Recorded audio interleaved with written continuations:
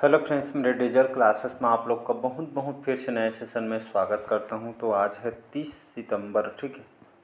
तो आज है 30 सितंबर। 30 सितंबर से जितने भी करंट अफेयर्स के क्वेश्चन बनेंगे यहाँ से हम कवर करेंगे। जो भी एग्ज़ाम का आप तैयारी कर रहे होंगे, एसएससी, रेलवे, यूपीएससी, कोई भी स्टेट का एग्ज़ाम हो, सेंट्रल गवर्नमेंट का एग्ज़ाम हो, आपके हर एग्ज़ाम में जो है क्वेश्चन आपसे पूछे जाते हैं। मिनिमम देखेंगे तो 12 से 15 तक के जो है क्वेश्चन पूछे जाते हैं। आपका जो फिक्स तो आपका 10 से 12 फिक्स रहता है, ठीक है जी, आपके सिलेबस के अकॉर्डिंग। चलिए स्टार्ट करते हैं। पीडीएफ आपको कहाँ मिलेगा? पीडीएफ आपको जो है टेलीग्राम में मिलेगा। पीडीएफ टेलीग्राम से डाउनलोड करके रिवाइज करेंगे। रिवाइज नहीं करेंगे तो आप बहुत कम समय में आप भूल जाएंगे, ठीक। तो रिवाइज करना बहुत ज़रूरी है जो भी एग्ज़ाम का आप तैयारी कर रहे हैं, ठीक है। चलिए स्टार्ट करते हैं। आज का पहला क्वेश्चन देखते हैं। हाल ही में सूचना की सार्वभौमिक पहुंच के लिए अंतर्राष्ट्रीय दिवस कब मनाया गया? तो इसको हम हर साल 28 सितंबर, याद रखिएगा, इसको हम जो है हर साल जो है ये जो है सूचना के सार्वभौमिक पहुंच के लिए अंतर्राष्ट्रीय दिवस मनाते हैं। इसको 2015 में, ठीक, 2015 में जो संयुक्त राष्ट्र जो शैक्षिक, वैज्ञानिक और सांस्कृतिक संगठन, जिसको हम यूनेस्को के नाम से जानते हैं, ठीक, इन्होंने जो है 28 सितंबर को सूचना तथा सार्वभौमिक पहुंच के लिए अंतर्राष्ट्रीय दिवस के रूप में घोषित किया गया, ठीक है जी। ये सूचना तक जो है मतलब जो है पहुंच के लिए लोगों का ये सूचना का अधिकार है। इसी तरह जो है लोगों को जागरूक करने के लिए सूचना जो है सभी का अधिकार है, मूल रूप से मिलना भी चाहिए। इसी के लिए जो है अंतर्राष्ट्रीय दिवस जो मतलब एक अंतर्राष्ट्रीय लेवल पे इसको जो है मनाया जाता है। इसका मेन उद्देश्य यही रहता है, ठीक है। इसका उद्देश्य सूचना तक पहुंच और जो है मतलब ये सभी जो है कानून के जो जीएम रूल और रेगुलेशन हो उसको जो है मानना इसका मेन उद्देश्य है, ठीक है जी। पहुंच बढ़ा सके इस क्षेत्र में। दूसरा क्वेश्चन देखते हैं। हाल ही में कौन सा देश दुनिया का तीसरा सबसे बड़ा उत्पादक एवं उपभोक्ता बना है? चाइना, भारत, जापान या इनमें से कोई नहीं? तो ये जो है उपलब्धि हमारे भारत के द्वारा ये जो है हासिल किया है, ठीक है। तो ये जो है दुनिया का, ठीक है, दुनिया का जो है तीसरा सबसे बड़ा उत्पादक और उपभोक्ता ये जो है बना है भारत। हमारा भारत जो है बना है। कहने का मतलब ये है, तो भारत जो है, ठीक है, दुनिया का तीसरा सबसे बड़ा जो है एथेनॉल उत्पादक और उपभोक्ता बन चुकी है, ठीक है। मतलब दुनिया भर में देखें एथेनॉल का तीसरा सबसे बड़ा उत्पादक और उपभोक्ता बन गया है भारत। भारत जो है हाल ही में जो है रिपोर्ट के अनुसार भारत जो है शर्करा और जैव ऊर्जा सम्मेलन आयोजित किया गया है, जिसमें इस बात पे जो है जोर दिया गया है कि भारत विश्व स्तर पे एथेनॉल का सबसे बड़ा उत्पादक और आपका उपभोक्ता यहाँ पे बन गया है, ठीक है जी। तो एथेनॉल को लेकर ये जो है तीसरा सबसे बड़ा उत्पादक उपभोक्ता बना है।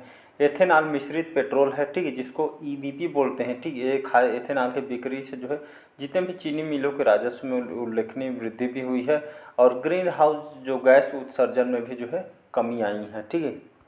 एथेनॉल के उपयोग से यहाँ पे जो है कार्बन उत्सर्जन में भी जो है कमी आ रही है, ठीक है जी, पिछले मतलब कई सालों से। और एथेनॉल का जो है मिश्रण आजकल जो है पेट्रोल में भी किया जा रहा है, ठीक है जी, शुद्धि के लिए, जिसमें आप जो पेट्रोल डलवाते हैं, ईंधन डलवाते हैं, जिसमें जिसमें आपका 20% एथेनॉल जो है मिश्रित होता है, ठीक है जी। और इसको बाज़ार में भी उतारा गया है। यहाँ पे एथेनॉल क्या होता है, इसको कैसे बनाया जाता है, ये समझने वाली बात है, ठीक। या इसको एथेनॉल, ठीक, इसको एथेनॉल भी बोला जाता है, इसको जो है एथिल एल्कोहल बोला जाता है, ठीक है जी। इसका फार्मूला देखेंगे C2H5OH, ठीक है, C2H5OH इसका जो है एथिल अल्कोहल या इसको एथेनॉल भी बोला जाता है, इसका फार्मूला है। इसका जो है इसका उत्पादन जो है गन्ना, मक्का, गेहूँ से ये जो है तैयार होता है, जिनमें स्टार्च की मात्रा अधिक होती है और एथेनॉल को ऑक्सीजन की मात्रा के कारण ये जो है मतलब मिश्रण करके ज़्यादा बनाया जाता है।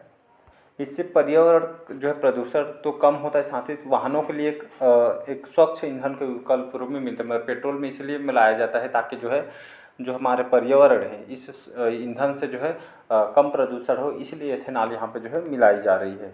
और एथेनॉल का उत्पादन ऐसे पौधे से होता है जो सौर ऊर्जा का उपयोग करते हैं, इसलिए एथेनॉल को जो है नवीकरणीय ईंधन के रूप में भी माना जाता है, ठीक है। तो इसको देखेंगे तो इसी मामले में जो है भारत जो है तीसरा सबसे बड़ा उत्पादक और उपभोक्ता आपका जो है बन गया है। बी ऑप्शन हो जाएगा। आई थिंक आपको समझ आ गया होगा। थर्ड क्वेश्चन देखते हैं। हाल ही में दूसरे भारत चीनी और जैव ऊर्जा सम्मेलन का उद्घाटन कहाँ पे किया गया है? जिसका उद्घाटन आपके नई दिल्ली में किया गया है, ठीक है जी। Third option correct answer. तो नई दिल्ली में 26 सितंबर को जो इसका जो है इस ऊर्जा सम्मेलन का उद्घाटन किया गया है। हमारे केंद्रीय उपभोक्ता कार्य, खाद्य, सार्वजनिक वितरण के जो नवीन और नवीकरणीय जो ऊर्जा मंत्री हैं प्रहलाद जोशी, इन्होंने 26 सितंबर को, ठीक है, इन्होंने 26 सितंबर को नई दिल्ली में जो है ये जो है दूसरा सम्मेलन, ठीक है, भारत चीनी और जैव ऊर्जा सम्मेलन का उद्घाटन इन्होंने किया है। जो है दूसरा चीनी और जैव ऊर्जा सम्मेलन का उद्घाटन इन्होंने किया है। और ये सम्मेलन खास करके भारतीय चीनी और जैव ऊर्जा को लेकर ये जो है इस ऊर्जा सम्मेलन का जो है उद्घाटन इन्होंने किया गया है, जैव ऊर्जा को लेकर, ठीक है। भारतीय चीनी और जैव ऊर्जा जो निर्माता संघ है, जो इसके महानिदेशक दीपक बल्लानी के साथ जो है IAS ऑफिसर, इसके जो है शुभारंभ किया गया है, जिसमें चीनी उद्योग और भविष्य की दिशा में जो है इस क्षेत्र में काम करने के लिए, बेटर काम करने के लिए जो है इसका उद्घाटन किया गया है। जैव ऊर्जा चीनी को लेकर, ठीक है, और हरित अर्थव्यवस्था के लिए भारत को जो है आगे बढ़ाना इसका मेन उद्देश्य है, ठीक है जी, इसको याद रखिएगा। चौथा क्वेश्चन देखते हैं, हाल ही में कहाँ यहाँ पे 20,942, ठीक, 20,942 फीट ऊंची एक चोटी का नाम दलाई लामा के नाम पे जो है रखा गया है। तो यह अरुणाचल प्रदेश, ठीक है, तो अरुणाचल प्रदेश में यहाँ पे लगभग 20,942 फीट ऊंची एक चोटी का नाम जो है दलाई लामा के नाम पे जो है अरुणाचल प्रदेश में सरकार के द्वारा रखा गया है, ठीक है। तो ये यहाँ की एक जो चोटी है अरुणाचल प्रदेश के, जिसको हम सियांग यांग ग्यास्पो चोटी के नाम से पहले इसको अब जाना जाता था। अब ये इसकी जो ऊंचाई इतनी है, लगभग 20,900 फीट इसकी ऊंचाई, अब इसको जो है दलाई लामा के नाम पे इसको जो है रखा गया है, ठीक है जी। तो इसको आपको याद रखना है। और ठीक है, दलाई लामा के जो सम्मान में, ठीक है, इनके जो है याद में जो है इस चोटी का नाम जो है रखा गया है, ठीक है। और अरुणाचल प्रदेश की बात करूँ तो पेमा खांडू यहाँ के जो है मुख्यमंत्री हैं, और ईटानगर इसकी अभी वर्तमान में राजधानी है। बी ऑप्शन हो जाएगा करेक्ट।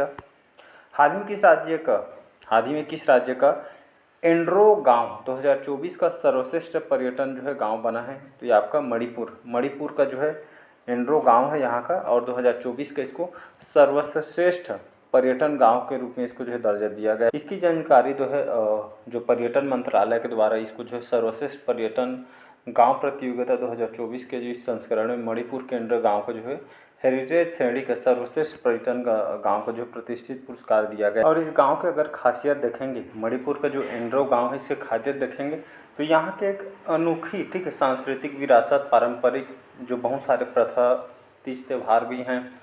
सर्वश्रेष्ठ पर्यटन गाँव के रूप में जो है चुने जाने का ये जो है प्रमुख कारण है, ठीक है। यहाँ की सांस्कृतिक विरासत, पारंपरिक जो इनके जो है प्रथा वगैरह, इसी कारण इसको जो है पर्यटन गाँव चुना गया। चलिए थोड़ा मणिपुर की अगर मैं बात करूँ, मणिपुर जिसकी राजधानी क्या है जी? तो मणिपुर की राजधानी आपको जो है पता होना चाहिए, कई बार बताए हैं। मणिपुर की राजधानी आपका इम्फाल है। यहाँ के मुख्यमंत्री कौन हैं? अभी यहाँ के मुख्यमंत्री N Biren Singh BJP party के मुख्यमंत्री हैं। लक्ष्मण आचार्य यहाँ के गवर्नर हैं, ठीक है। चलिए छठा क्वेश्चन देखते हैं। तो हाल ही में भारत और किस देश ने द्विपक्षीय निवेश संधि पे हस्ताक्षर किए हैं? उज्बेकिस्तान, ठीक है। तो उज्बेकिस्तान और हमारा भारत, ठीक है, एक मिनट, उज्बेकिस्तान और भारत दोनों के बीच एक जो है निवेश को लेकर संधि हुई है। कहने का मतलब ये है, भारत और उज्बेकिस्तान के बीच द्विपक्षीय आर्थिक संबंधों को बढ़ावा देने के लिए हाल ही में 27 सितंबर को, ठीक है, यहाँ की जो ताशकंद उज्बेकिस्तान, ठीक है, यहाँ पे राजधानी है उज्बेकिस्तान की ताशकंद। यहाँ पे दोनों देशों के बीच एक जो है मतलब निवेश को लेकर, ठीक है, अर्थव्यवस्था को जो है ऊंचा जो है लेके जाने के लिए, ठीक, व्यापार को लेकर जो है समझौता यहाँ पे किया गया है। और साथ ही साथ यहाँ पे जो है रक्षा और सुरक्षा के लिए भी जो है एक रूपरेखा भी प्रदान किया गया। और भारत के द्वारा लगभग 161 मिलियन डॉलर यहाँ पे निवेश किया जाएगा भारत का, जिसमें आपका जो है फार्मास्यूटिकल, मनोरंजन पार्क, ऑटोमोबाइल, ठीक है, और जो है स्वास्थ्य को लेकर, कृषि, खाद्य, इस आभूषण के क्षेत्र में ये जो है इस क्षेत्रों में यहाँ पैसा जो है ये यहाँ पे लगाया जाएगा उज्बेकिस्तान में। अगला क्वेश्चन है, हाल ही में यहाँ पे जो है पप्पमल का निधन हुआ है। कौन थी लेखक, पत्रकार, जैविक किसान या इनमें से कोई? तो ये जो है कौन थे? पप्पमल, जिनका निधन हुआ, जो है जैविक किसान थे, ठीक है। इनको पद्मश्री पुरस्कार से भी जो है सम्मानित किया गया था। जैविक खेती के जो है ये जो प्रचारक मान सकते हैं। इन्होंने मतलब 109 साल के एज में इनका जो है डेथ हो गया, ठीक, मतलब ये खास करके बहुत ही मतलब ज़्यादा एज में इनका जो है डेथ हुआ है। और जैविक खेती के लिए लोगों को जो है जागरूक भी करते थे और प्रेरित भी करते कि जैविक खेती करिए करके। आजकल तो सभी जो है कीटनाशक उपयोग करने लगे हैं, ठीक है। ये जो है सर्वोच्च नागरिक पुरस्कार पद्मश्री से जो है नवाजा गए हैं, ठीक है। तो जैविक किसान के रूप में बहुत ही जो है फेमस थे, ठीक है। इनका हाल ही में जो है डेथ हो गया है, ठीक है। जो है केरल के रहने वाले थे, कोयम्बटूर के, जिसको आपको याद रखना है। निधन से भी क्वेश्चन आते हैं तो आपको पता होना चाहिए। हाल ही में एडीबी ने, एशियन डेवलपमेंट बैंक ने फाइनेंशियल ईयर 2024 में भारत की वृद्धि दर कितने प्रतिशत रहने का अनुमान लगाया है। ठीक है, एडीबी संधि सभी जानते हैं, जिसको हम एशियाई बैंक या इसको एशियन डेवलपमेंट बैंक के नाम से जानते हैं। ठीक, फाइनेंशियल ईयर जो चल रही है उसको फाइनेंशियल ईयर बोलते हैं। ठीक है, 2024 में भारत की जो जीडीपी जो वृद्धि दर कितने प्रतिशत रहने को अनुमान लगाया है, 7% यहाँ पे रहने का अनुमान लगाया है। चलिए थोड़ा इसके बारे में बात करते हैं, एडीबी के बारे में। ठीक है, इसका तो फुल फॉर्म बताया है मैंने। ठीक है, एशियन डेवलपमेंट बैंक के बारे में बात करते हैं। ये जिसका हेडक्वार्टर या आपका स्थापना, ये सभी क्वेश्चन आपसे पूछे जाते हैं। ठीक है जी, ये जो है आपका मतलब अंतर्राष्ट्रीय लेवल का जो बैंक है, इकोनॉमिक मतलब जो इसके जो कंट्री मेंबरशिप होती है उसको जो आर्थिक जो है सहायता प्रदान करती है। ठीक है जी, और इसकी स्थापना कब किया गया था, 1966 में इसकी जो स्थापना किया गया था। और इसका हेडक्वार्टर आपसे जो है कई बार एग्जाम में क्वेश्चन पूछा गया है। ठीक है जी, तो इसका हेडक्वार्टर आपको जो है पता होना चाहिए, क्योंकि हेडक्वार्टर ही अक्सर बड़े बड़े जो संगठन हो, चाहे WHO हो गया, एडीबी हो गया, ये सभी क्वेश्चन आपसे पूछे जाते हैं। तो मनीला फिलीपींस, ठीक है, तो यहाँ पे इसका जो है हेडक्वार्टर है। और अभी अगर इसके जो है बात करें, इसके कंट्री कितने मतलब मेंबरशिप कंट्री है, लगभग 68 देश इसके जो है कंट्री मेंबरशिप है। अभी इसके प्रेसिडेंट को हैं मस्तागो अस्कावा। ठीक है, अभी जो इसके प्रेसिडेंट हैं। ठीक है, 68 देश इसके कंट्री मेंबरशिप है, इसमें भारत भी इंक्लूड है। मस्तागो अस्कावा करके है यहाँ का भी प्रेसिडेंट है। 9वां क्वेश्चन देखते हैं, हाल ही में किसका पहला संस्मरण मदर मेरी कम्स टू मी लॉन्च किया जाएगा। अरुंधति राय, इनके बारे में सुने होंगे। ठीक है, तो ये हमारे जाने माने जो है लेखिका हैं अरुंधति राय। उन्हीं की जो है पहली ये जो पहला संस्करण जो लेखक है मदर मेरी कम्स टू मी, इन्होंने एक बुक लॉन्च किया है अरुंधति राय। ठीक है, तो इनके जो पहली संस्मरण पुस्तक है मदर मेरी कम्स टू मी जो है, ये जो है सितंबर ये 2025 में रिलीज होगी। ठीक है जी, ये 2025 से रिलीज होगी। 2025 में पुस्तक को जो है प्रकाशन किया जाएगा। जाने माने जो है लेखिका है अरुंधति राय। ये खास करके जो पुस्तक जो है मतलब जो एक माँ, ठीक है, मतलब जो उनके जो है काम और योगदान के जो स्वतंत्रता और जो मतलब उनके जो समस्याओं, जो जटिल समस्या उन पर जो है प्रकाश डालती है पुस्तक। तो खास करके एक माँ पे जो पुस्तक जो है उनके जो महिला का अधिकार जो काम है, ये जो है खास करके महिलाओं पे बेस्ड है। ठीक है जी, जो लोगों को प्रेरित करने के लिए बुक को लॉन्च किया जाएगा। हाल ही में किस देश के जो दिग्गज अंपायर अलीम डार ने अंतर्राष्ट्रीय अंपायरिंग से संन्यास की घोषणा किया है, तो पाकिस्तान के। ठीक है, पाकिस्तान के जो अंपायर थे अलीम डार ने इन्होंने अंतर्राष्ट्रीय अंपायरिंग से संन्यास की घोषणा इन्होंने कर दी है। क्वेश्चन ज़्यादा इंपॉर्टेंट नहीं है, पाकिस्तान का है। तो हाल ही में अग्निवीरों को आरक्षण देने वाली पहली प्राइवेट कंपनी कौन सी बनी है, तो आपका ब्रह्मोस। तो अग्निवीरों, हमारे सेना के अग्निवीरों की बात कही जा रही है, तो आरक्षण देने वाली पहली प्राइवेट कंपनी आपका BrahMos company. BrahMos company aerospace limited है। ठीक है, जिसमें सेनाओं के लिए जो है काम करते हैं। ठीक है, जेट वगैरह बनाने, ठीक है, और यहाँ पे उनके लिए जो है फाइटर जेट वगैरह बनाने का काम करती है। ठीक है, तो भारत ये जो है अग्निवीरों को आरक्षण देने वाली पहले प्राइवेट कंपनी आपको ब्रह्मोस बनी है, जो हमारे सेनाओं को जो है जो भारत में अग्निवीरों के लिए जो है आरक्षण देने की घोषणा मतलब देने वाली जो है पहली कंपनी बनी है। और ये जो ब्रह्मोस कंपनी है सुपरसोनिक गति की क्रूज मिसाइल वगैरह ब्रह्मोस जो कंपनी जो है बनाती है। ठीक है जी, जैसे कभी मैंने बताया जैसे रिटायरमेंट होती है अग्निवीरों को, तो इसमें 15% तकनीकी पदों पर अग्निवीरों को यहाँ पे जो है आरक्षण दे के इनको जो है यहाँ पे जो अपने कंपनी में जो है सम्मिलित करेगी। ठीक है, इसलिए जो है ये कंपनी ने घोषणा किया गया है। ठीक है, 12वां क्वेश्चन है, हाल ही में जारी विश्व प्रतिभा रैंकिंग में कौन शीर्ष स्थान पर है, आपका स्विट्जरलैंड। विश्व प्रतिभा रैंकिंग, जिसको वर्ल्ड टैलेंट रैंकिंग भी बोलते हैं। ठीक है, तो इस टैलेंट रैंकिंग में शीर्ष स्थान आपका स्विट्जरलैंड रहा है।